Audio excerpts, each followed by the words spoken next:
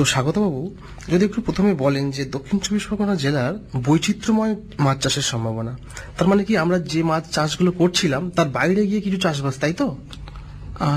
একদমই ঠিক। কারণ এই দক্ষিণ চব্বিশ পরগনা জেলায় ইটসেলফ এর প্রচুর বৈচিত্র্য আছে। ঠিক। কারণ এই দক্ষিণ চব্বিশ পরগনা জেলায় আমাদের প্রথম কি বৈচিত্র্য জলের। হুম। এই জল আমাদের স্বাদু জলও পাই, ঈষৎ নোনা জলও পাই, আবার একদম নোনা জল পাই। ঠিক। তো এখানে অনেকটা আমরা বৈচিত্র্য পাই। তবুও আমরা যে পুকুরে যে সমস্ত মাছের চাষ গুলো করি, কিগুলো করি, সেগুলো মেনলি জিওল মাছের চাষ আর পোনা মাছের চাষ। তো এইটা করতে করতে এদের প্রায় একই রকমের রোগ পোকা দেখতে পাওয়া যায় যে ওদের সংক্রমণ হচ্ছে। সেক্ষেত্রে আমরা যদি একটু যে সমস্ত, এবং বৈচিত্র্যে গেলে আমরা যদি তাদের ইকোনমিক ভ্যালু বা বাণিজ্যিক ভ্যালু না থাকে তাদের তো করে লাভ নেই। ঠিক ঠিক। তো তাই ওই বাণিজ্যিক কি যে ভ্যালু আছে বা মূল্য আছে এরকম যে কয়েকটা মাছের চাষ আমরা করতে পারি, সে মাছও হতে পারে বা জলজ জীবও হতে পারে। যেমন আমি বলি রঙিন মাছ চাষ একটা দক্ষিণ চব্বিশ পরগনার খুব ভালো একটা জায়গা করে নিয়েছে অলরেডি। এছাড়া আছে কাঁকড়া চাষ, সুন্দরবনের কাঁকড়া চাষ, এই চিংড়ি চাষ আছে, আর আছে কি আমাদের মুক্ত চাষ। হ্যাঁ, এইগুলো কিন্তু বৈচিত্র্যের মধ্যে আনা যেতে পারে। আচ্ছা আচ্ছা, তো এবারে একটু আসবো বরুণ বাবুর কাছে। এই যে বৈচিত্র্যময় মাছ চাষের মধ্যে কি কি মাছ চাষ করা সম্ভব সেটা উনি বললেন, তো এবারে যদি আপনি বলেন যে চিংড়ি কি? দেখুন, চিংড়ি আমরা যেটা বলি যে চিংড়ি মাছ, কিন্তু প্রকৃত অর্থে চিংড়ি কিন্তু মাছ না, এটা একটা জলের পোকা। এটা সন্ধিপদ পর্বের অন্তর্ভুক্ত, এবং দেখবেন চিংড়ি কিন্তু কোনো কাঁটা থাকে না, এর সমগ্র দেহটাই খোলস দিয়ে আবৃত করা থাকে। তো সেক্ষেত্রে চিংড়িকে আমরা মাছ বলি না, পোকা বলা হয়। কিন্তু চাষিরা এটাকে চলিত ভাষায় যেটা বলে আসছে, চিংড়িকে মাছ বলছে। আচ্ছা, চিংড়ি মাছের এই যে চাষ মূলত কোন কোন প্রকার জলাশয়ে করা যেতে পারে? দেখুন, যেটা সাউথ চব্বিশ পরগনা যেটা হয়, এর যে ভৌগোলিক অবস্থান, সেখানে যেমন আগে উনি বললেন যে নোনা জলের সাথে বা এই যে ভৌগোলিক অবস্থান দেখবেন যে নদী সমুদ্র সংলগ্ন হওয়ায়, এবং এর ভিতরে পুকুর, কোথাও বেশি নোনা রয়েছে, আবার কোথাও কম নোনা, আবার মিষ্টি জল, তাই তো? সেখানে একদমই তাই। সেখানে নোনা জলে মাছ চাষ করা হয়, এর সাথে সাথে মিষ্টি জল বা স্বাদু জলেও কিন্তু আমরা চাষ করতে পারি। তো এই জেলাতে দুটো যে জলের সংমিশ্রণে চাষ করা হয়, যেমন নোনা জলে আলাদা একটা কালচার করা হয় এবং মিষ্টি জলে আলাদা আমরা কালচার করি। এবারে যদি বলেন যে নোনা জলে কিভাবে চিংড়ি চাষ করা যেতে পারে? দেখুন, নদী জোয়ারের জল, অর্থাৎ অমাবস্যা পূর্ণিমাতে নদীর জোয়ারের জলটাকে যদি আমরা নিয়ে, যেটা নোনা জলটা আছে সেটাকে ভেড়ির মাধ্যমে যদি আনা হয়, ভেড়িতে এনে সেখানে কিন্তু এই চিংড়ি মাছের সাথে অনেক মাছ ঢুকে আসে। সেখানে পার্শে আসতে পারে, ভাঙর আসতে পারে, ভেটকি আসতে পারে। তো আমরা একত্রিতভাবেও চাষ করতে পারি অথবা এককভাবেও চাষ করতে পারি। কিন্তু যদি মনে করি যে আমরা এককভাবে চাষ করব, সেক্ষেত্রে আমরা এই মাছগুলোকে আমরা আলাদাভাবে রেখে দিতে পারি, আলাদাভাবে এদেরকে সেগ্রিগেশন করতে পারি, করে আমরা একত্রিতভাবেও চাষ করতে পারি অথবা আলাদাভাবে মানে চাষ করতে পারি। তো স্বাগত বাবু, তো আপনার তো অনেক অভিজ্ঞতা রয়েছে সুন্দরবনের বিভিন্ন অঞ্চলে যাওয়া, তাই তো? হ্যাঁ। এবং সেখানে কাঁকড়া চাষ নিয়ে যদি একটু আপনি বলেন আমাদের। কাঁকড়া চাষ, কাঁকড়া যেহেতু আমরা যে কাঁকড়াটা চাষ করি, সেই কাঁকড়াটা হচ্ছে আমাদের মাঠ ক্র্যাব বলে, মানে সুন্দরবনের মাঠ ক্র্যাব। এটার বিজ্ঞানসম্মত নাম হচ্ছে স্কাইলা বা সেইলা অলিভিসিয়া। তো এটাকে মানে অলিভ গ্রিন টাইপের কাঁকড়া হয়। তো এই কাঁকড়াটা স্কাইলা সেরেটা, যেটা বড় কাঁকড়া, অতটাও বড় হয় না, কিন্তু সুন্দরবনের কাঁকড়া একটা আলাদা ডিমান্ড আছে। এবং কাঁকড়া চাষের ক্ষেত্রে আগে একটা চিরাচরিত ভাবে কাঁকড়া চাষ হতো কি কাঁকড়ার ফ্যাটেনিং বা কাঁকড়াকে মোটাজাতকরণ। আচ্ছা, এবার এই মোটাজাতকরণ করার জন্য ওরা কি করতো, বনে কাঁকড়া সিড কালেক্ট করতে যেত, এবং সেতে আমার দেখা অনেক ব্যাড এক্সপিরিয়েন্স আছে। আমাদের এই চাষি ভাইরা অনেকে বাঘের পেটে চলে গেছে। তো এটা খুবই দুঃখজনক ঘটনা। তো আমরা শস্য শ্যামলা কৃষি বিজ্ঞান কেন্দ্র থেকে ট্রেনিং করাই, যাতে কিনা কাঁকড়াকে ওইভাবে জঙ্গল থেকে আহরণ না করে, যদি ওরা কাঁকড়ার এখন নতুন আর একটা চাষ বেরিয়েছে, সেটা হচ্ছে বক্সে রেখে ফ্যাটেনিং করানোর, মানে ছোট ছোট বক্স পাওয়া যায়, সেই বক্সের মধ্যে কাঁকড়াকে দিয়ে, কাঁকড়া যখন সফট সেল কাঁকড়া বলে, সেটাও অনেক সময় করে লাভ হয়। কিন্তু বাজারের ডিমান্ড হচ্ছে আবার ডিমওয়ালা কাঁকড়া। সেই দামোদর সেটের একটা গল্প আছে না, সেই দামোদর সেট নিয়ে যে কবিতাটা আছে আমাদের, সেই কাঁকড়ার ডিম চাই। তো কিন্তু এই কাঁকড়ার ডিমের জন্য ওই গ্র্যাভিড কাঁকড়াগুলোকে যখন আমরা ধরে নিয়ে এসে বাজারে বিক্রি করি, তাতে আমরা প্রায় লাখ লাখ নেক্সট জেনারেশন কাতলাকে আমরা মেরে ফেলি। আচ্ছা, তো এই আমাদের সতর্ক থাকতে হবে যেন কোন পার্টিকুলারলি গ্র্যাভিড কাঁকড়া, মানে যার ডিমটা কালচে হয়ে গেছে, সেই কাঁকড়াগুলোকে যেন আমাদের সুন্দরবনের চাষি ভাইরা না ধরে।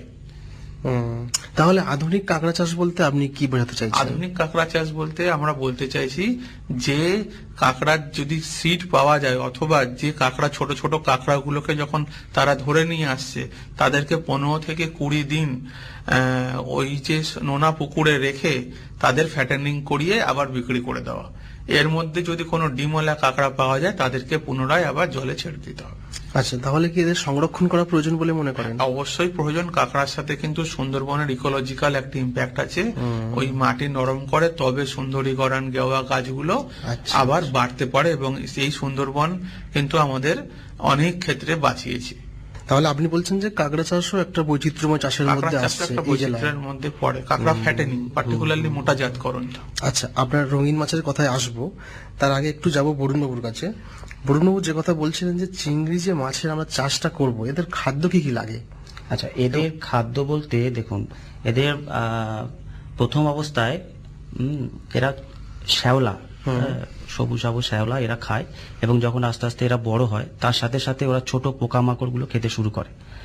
তো এদের যখন ওই পোস্ট লার্ভাল স্টেজ থাকে, প্রায় 30 থেকে একটা 40 দিনের স্টেজ, তারপরে কিন্তু এরা প্রায় সর্বভুক, অর্থাৎ এরা সমগ্র জিনিস খেতে পারে। যেমন আপনার পুকুরের বোট থেকে শুরু করে, শ্যাওলা থেকে শুরু করে, ছোট পোকামাকড় থেকে শুরু করে, এবং যে আপনার পচনযুক্ত যে সমস্ত জৈব পদার্থগুলো থাকে, সেগুলো কিন্তু এরা খেয়ে বড় হয়। আচ্ছা আচ্ছা। আর এই যে শুনি যে সুন্দরবনের ভেড়িতে বাগদার চাষ হয়, ভেনামি চাষ হয়, এই ব্যাপারটা কিরকম?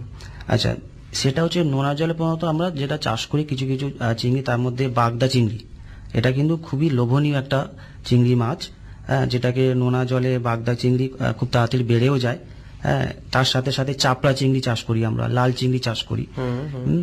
সেক্ষেত্রে কি হয়, এদের আবহাওয়া এবং জলের লবণতার হ্রাস বৃদ্ধিতে কিন্তু সেরকম শারীরিক কোনো সমস্যা হয় না, এবং এরা প্রায় সর্বভুক হওয়ায় ভেড়ির নিচে বা যে সমস্ত খাবারগুলো থাকে সেগুলো খেয়ে কিন্তু এরা বড় হয়। পরের প্রশ্নে আমি আসছি যে গলদা চিংড়ির যে বীজ, সেটা আমরা কোথা থেকে পাবো? ধরুন যে কৃষকরা তারা যে চাষবাস শুরু করবেন, সেটা কি আপনি বলতে পারবেন? গলদা চিংড়ির যে বীজটা, এটা প্রধানত প্রকৃতি থেকে, মানে দেখুন যেখানে নদীর মোহনা আছে বা এস্টুয়ারি আছে, সেখানে আমরা ওই খাড়িতে দেখবেন যেখানে 1 pptর নিচে নোনা জল থাকে, সেখানে এদেরকে পাওয়া যায়। অ্যাকচুয়ালি দেখতে গেলে এদের কিন্তু ডিসেম্বর মাস থেকে আপনার জুন জুলাই মাস পর্যন্ত এখানে এদের বিস্তার লাভ হয়। তার মধ্যে এদের যে মানে শীতটা শেষ হবে আর মার্চ বর্ষাটা চলবে, এপ্রিল মে, এরকম সময়। এদের এটা সময় থাকে, ডিম ছাড়ার সময় থাকে। তারপর থেকে মে জুন জুলাই ছোট ছোট প্রায় 1 থেকে 3 সেন্টিমিটার কিন্তু বাচ্চা বা মিন ওখানে কিন্তু পাওয়া যায়। আচ্ছা, সেগুলো প্রকৃতিতে কালেকশন করা যায়। তাছাড়াও কিন্তু অনেক ক্ষেত্রে আমরা হ্যাচারির মাধ্যমে কিন্তু এটাকে তৈরি করতে পারি।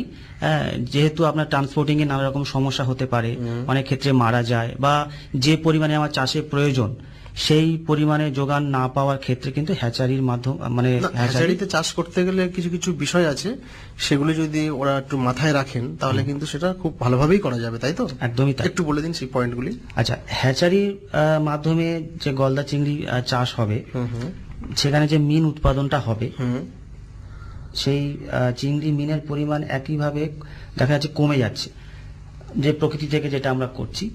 সেখানে কি হয়, নদীর দূষণ থাকছে, যথেচ্ছভাবে চিংড়ির এই মিনগুলোকে তারা কালেক্ট করে নিচ্ছে। তো আমরা যে বাড়তি পরিধিতে আসতে পারছি না, সেক্ষেত্রে আমরা হ্যাচারির সাহায্য নিতে পারি। এর একমাত্র সেই জন্য বলা হচ্ছে যে হ্যাচারির মাধ্যমে আমরা চিংড়িটা চাষ করব। এর 3 প্রকারে করা যায়। সবুজ শ্যাওলা সমৃদ্ধ হ্যাচারির মাধ্যমে আমরা মিন উৎপাদন করতে পারি। তার সাথে সাথে খোলা বা পরিশুদ্ধ জল সমৃদ্ধ যে হ্যাচারি আছে, এবং পুনর্ব্যবহার জল সমৃদ্ধ হ্যাচারি। এই হ্যাচারিতে যখন গলদা চিংড়ির মিন উৎপাদন করা হবে, সেক্ষেত্রে কিছু কিছু কিন্তু আমাদের নজরদারি রাখতে হবে, বা কোনো কোনো জিনিসের প্রতি আমাদের খুব গুরুত্ব দিয়ে করতে হবে। তার মধ্যে যেমন বিশুদ্ধ জল, সেখানে কিন্তু নোনা জলটা আমাকে ওই হ্যাচারির মধ্যে নিতে হবে 10 to 15 pptর মধ্যে। নিয়ে আমাদের কি করব, যে সমুদ্রের কাছাকাছি অঞ্চল যদি আমাদের হ্যাচারি স্থাপন হয়, হ্যাচারিটা আমরা সেখানে করতে পারি, সেক্ষেত্রে কিন্তু এই জলটা সহজে সেখান থেকে পেয়ে যাব। যদিও আমরা না পাই, তাহলে আমরা কৃত্রিম ভাবে কিন্তু এই জলটা তৈরি করতে পারি। সাথে সাথে এখানে আমরা কি করব না, যেটা বিশেষভাবে লক্ষ্য রাখতে হবে, জলের উৎস কীটনাশক, ছত্রাকনাশক, আগাছানাশক বা কারখানা যে রাসায়নিক যে দ্রব্য বা তেল জাতীয় যে দ্রব্য যেগুলো থাকে, সেগুলো যেন এই জলের মধ্যে না থাকে। হ্যাঁ, তাহলে কি হয়, এই মিন উৎপাদনের ক্ষেত্রে একটা সমস্যা তৈরি একটা হয়। বাধা পড়বে, সেটা শুধুমাত্র মিন কেন, এবং সমস্ত চাষের ক্ষেত্রে, তাই তো? তার ক্ষেত্রে কি হয়, এই হ্যাচারি যে জলটা আমরা নেব সেটাকে শোধন করে নেওয়া হয়। তো স্বাগত বাবু, আমরা তো বেশ কিছুক্ষণ কথা এগিয়ে গেলাম আমাদের আলোচনার না, আমার এই বিষয়ে একটা কথা বলার আছে, বলুন। হ্যাঁ, যে আমি চাষি ভাইদেরকে বলবো যে এখন বর্তমানে আমাদের দেশে অল মেল স্ক্যাম্পি যেটাকে বলে, মানে স্ক্যাম্পি হচ্ছে এই মোচা চিংড়ির একটা ট্রেড নেম। এই মোচা চিংড়ির যে চাষ, এটা কিন্তু এখন অল মেল, মানে সবকটাই পুরুষ। যেমন আমাদের তেলাপিয়া, মনোসেক্স তেলাপিয়া করা হয়, ঠিক তেমনি পুরোটাই। কারণ এই চিংড়ির, আমি বলি গলদা চিংড়ির ক্ষেত্রে একটা হচ্ছে নীল দ্বারা পাওয়া যায়, একটা কমলা দ্বারা পাওয়া যায়, আর একটা স্ত্রী মাছ পাওয়া যায়। স্ত্রী মাছটা কম বাড়ে। এবারে যেটা অরেঞ্জ বা কমলা দ্বারা, তারা কিন্তু অল্প অল্প বাড়তে থাকে। হ্যাঁ, কিন্তু নীল দ্বারাটাই হচ্ছে জায়েন্ট অ্যাকচুয়ালি প্রন বলে। তো এই শুধুমাত্র এই পুরো পুরুষ মাছগুলোকেই কিন্তু এখন তৈরি করা হচ্ছে। আমি জায়গাটার নাম আমি বলছি না, ঠিক আছে। কিন্তু ওই মাছটা যদি চাষিরা চাষ করে, তাহলে কিন্তু অনেক বেশি প্রোডাকশন ওরা করতে পারে। আজকের আমরা আলোচনা করছি দক্ষিণ চব্বিশ পরগনা জেলার বৈচিত্র্যময় মাছ চাষের সম্ভাবনা। তো স্বাগত বাবু, যে রঙিন মাছের কথা আপনি বলছিলেন, হ্যাঁ, একটু যদি বলেন যে রঙিন মাছের আমাদের সম্ভাবনা কতটা এবং এটা কিভাবে চাষ করা বাড়ানো সম্ভব। চাষ তো চলছেই, আপনি বললেন। একদম একদম। দক্ষিণ চব্বিশ পরগনায় এবং এর পার্শ্ববর্তী যে সমস্ত এরিয়া, হাওড়া এবং কলকাতা, এই পুরো বেসটাকে নিয়েই রঙিন মাছের কিন্তু একটা ভালো প্ল্যাটফর্ম তৈরি হয়েছে। ঠিক। সেক্ষেত্রে যেটা দেখা যাচ্ছে যে এই দক্ষিণ চব্বিশ পরগনায় মূলত আমাদের ফলতা, বজবজ 1-2, বিষ্ণুপুর 1-2, আর আমাদের ঠাকুরপুকুর মহেশতলা, এছাড়াও বারুইপুরের দিকে, এই জায়গাগুলোতে কিন্তু রঙিন মাছ একটা আনুষঙ্গিক জীবিকার একটা জায়গায় চলে এসেছে। এর মূল কারণ হচ্ছে এই এরিয়ার গঙ্গা নদী সংলগ্ন পরিশ্রুত বিশুদ্ধ জল। এবং এই যে এই জায়গায় যে চাষটা হয়, এই চাষটায় মূলত যেটা দেখা যায় যে কিছু কিছু স্পেসিফিক মাছ, যেমন ফাইটার, যেমন মলি, যেমন কিছু গোল্ডফিশ, এইগুলোর চাষ কিন্তু আস্তে আস্তে বাড়ছে। এবং এর একটাই কারণ বৈচিত্র্য। চাষি ভাইরা এখানে জায়গাগুলো কমছে, এরা ঠিক এমন জায়গায় আছে যেটা শহর থেকে একটু কাছে এবং গ্রামের থেকেও মাঝখানে অবস্থান করে, এবং এরা উন্নততর আস্তে আস্তে গ্রামে পরিণত হচ্ছে। সেখানে জায়গা কমছে, বাড়িঘর তৈরি হচ্ছে, এবং তারা খুব বড় বড় মাছ চাষের জায়গাগুলো হারাচ্ছে, যেটা কিনা একটা খুব ভাববার বিষয় আগামী থেকে। তো তারা একটা ব্যতিক্রম জীবিকা হিসাবে এই রঙিন মাছ চাষকে নিয়েছে পাথেয় করে। এবং এই যে বৈচিত্র্যময় চাষ, এক্ষেত্রে আমি বারবারই একটা বলবো, আমাদের চাষিরা পিছিয়ে পড়ছে দুই একটা জায়গায়। আমরা কিন্তু ওয়ার্ল্ডের যে ডিমান্ড, বা অ্যাটলিস্ট ইন্ডিয়ার যে ডিমান্ড, যে কোন গোল্ড ফিশটা এখন মার্কেটে চাহিদা আছে, যেমন একটা গোল্ড ফিশের আমি নাম বলছি, ওরান্ডা গোল্ড ফিশ। তার মাথায় একটু মাংসল পদার্থ থাকে এবং ট্রাই কালার, মানে কি এরা লাল, কালো আর সাদা মাছের ক্রস করে এই মাছটাকে তৈরি করেছে। এবারে এই মাছের এক একটা জোড়া, মানে জোড়া পড়ে যাচ্ছে